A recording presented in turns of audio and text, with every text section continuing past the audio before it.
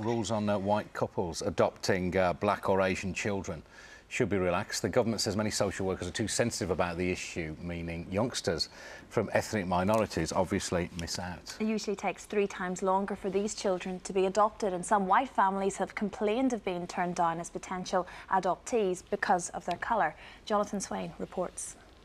Like most toddlers, Jose loves his toys and making noise. His home is now in southwest London, but he's a long way from where he was born.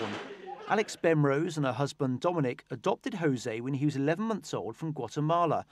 They wanted to adopt from the UK. The couple are responsible and caring. They have a nice home and good jobs. The perfect candidates, you'd think, to adopt. A lot of people had said to us, oh, you're going to find it very hard to adopt in this country. You're too old, or, you know, it's because you're middle class, which I couldn't really believe, but, or, you know, because you're white. We couldn't really believe that that was the case. And when we actually found that local authorities were saying to us, no, we're not accepting any more white couples, it was disbelief. When there are so many children in care in this country, it seems a shame that couples do have to go overseas for that reason. Alex is now urging the government to change the adoption system in the UK.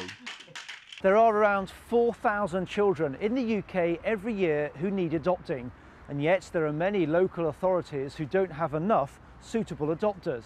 So how come that families like Alex and her husband are forced to adopt abroad when there are so many children over here who desperately need a loving home?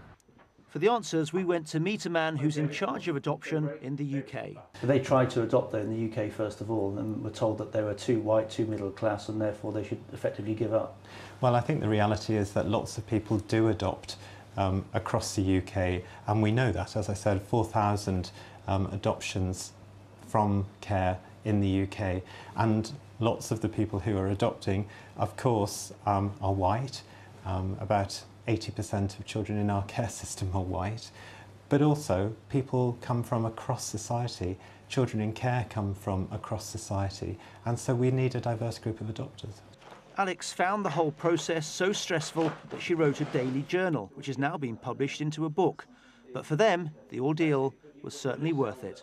He's a bundle of energy, fun, cheeky, very affectionate. It's wonderful. I mean, we feel very lucky, very blessed that we managed to bring him home, and you know, that our family's complete, really.